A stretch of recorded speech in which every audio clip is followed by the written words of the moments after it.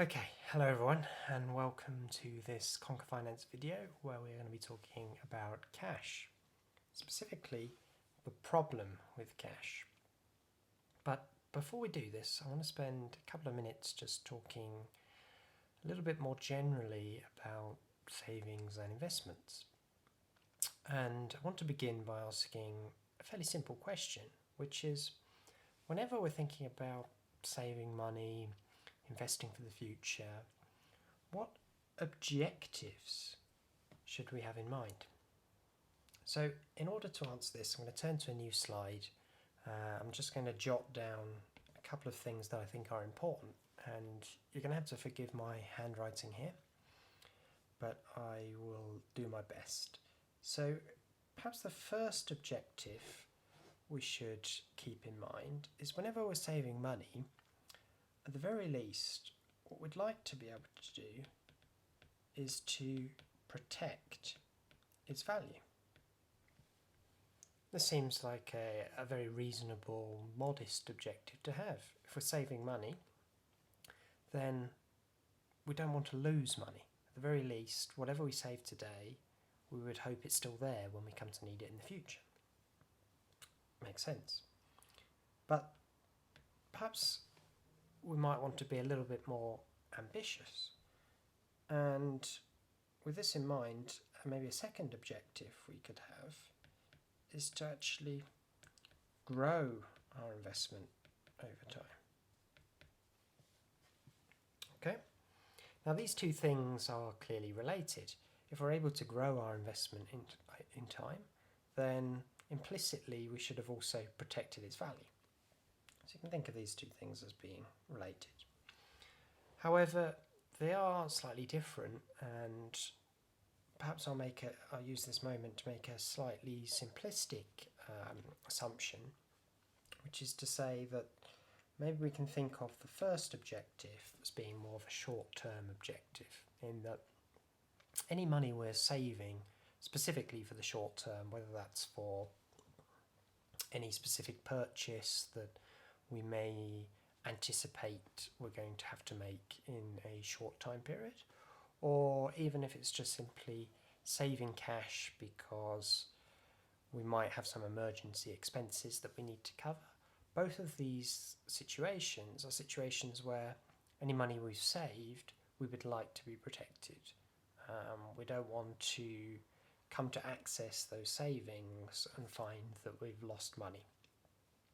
So in the short term, we would like to protect the value of any money that we've saved. When we turn to the long term, however, well, if we're going to be incentivized to save for a longer term purpose, whether that's for retirement or simply to get ahead financially, then in order to be motivated to do this, we would hope for something a little bit more exciting, which is why our long-term investment objective is to actually grow our money in time. So if we now return to our discussion on cash, then first of all, what do we mean when we use the word cash? Well,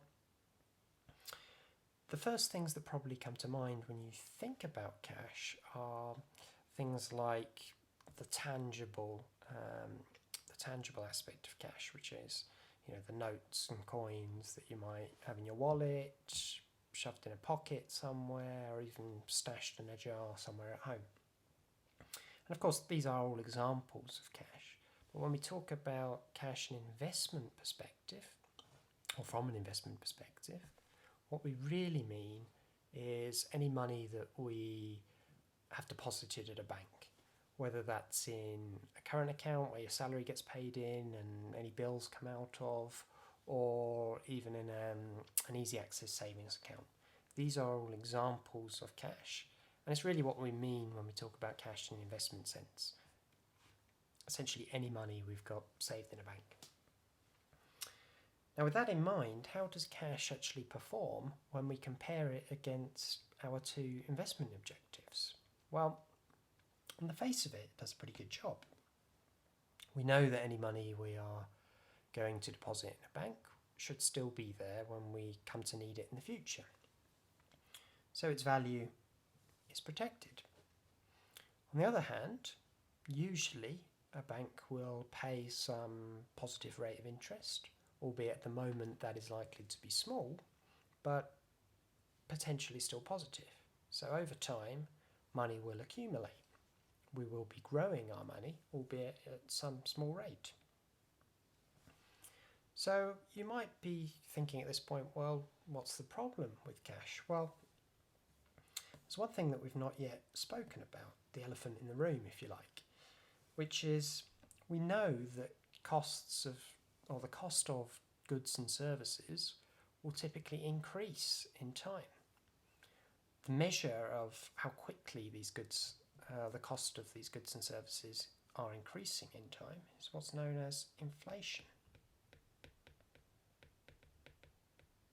Okay, and now because things are getting more expensive, we actually need to modify these two investment goals slightly, which is instead of simply protecting the value of our investment in nominal terms and growing our investment in nominal terms, what we really want to do is actually achieve both of these things, if at all possible, in real terms, which means after we've adjusted for the effects of inflation.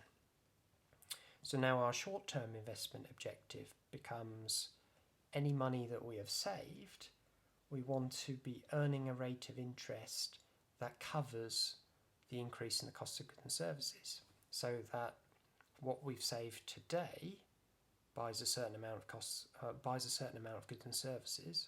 When we come to access those funds in the future, they will be able to at least purchase the same number of goods and services as they would have been able to when we first saved the money. And similarly, growing our investment over time in real terms means growing those savings at a rate that is more than the rate of inflation, so that in the future we can purchase more goods and services than we would have been able to in the beginning. Now, the problem with cash is that we're in an environment today where interest rates are very, very low, and yet inflation is maybe running around 2% per annum. So it's very unlikely that we'll actually be able to find a bank account that pays us a rate of interest that even matches the rate of inflation. So actually, we'll say that cash is going to struggle to keep up with inflation, and in real terms, if we're just keeping money in cash, it's very likely that we're going to end up worse off. So if we return to our two investment objectives now and consider how cash performs against these objectives once we're taking into account the effects of inflation, well, in the short term, it's not likely that cash is going to be able to keep up with the rate of inflation, but it's still very likely that cash is going to do an okay job. We're going to have some positive rate of interest, the nominal value is going to be protected, so it does a reasonable job at meeting our first objective, but over an extended period of time, it's probably not going to keep up with the rate of inflation. And in the longer term, actually, it's very unlikely that we're going to be able to grow our investment in real terms by simply keeping money in cash, at least not in any material way. And even if we can achieve a good rate of interest that's maybe a little bit above inflation, it's likely to involve a lot of work, constantly checking which bank account is currently offering the best rate of interest, completing paperwork to move from one bank to another. So it's really not a very viable route for long-term savings. And if we consider that the vast majority of the money that people are saving is likely to be for longer-term purposes, then clearly we need to look beyond cash. And that's actually what the majority of this course is going to be about. So thank you very much, and see you next time.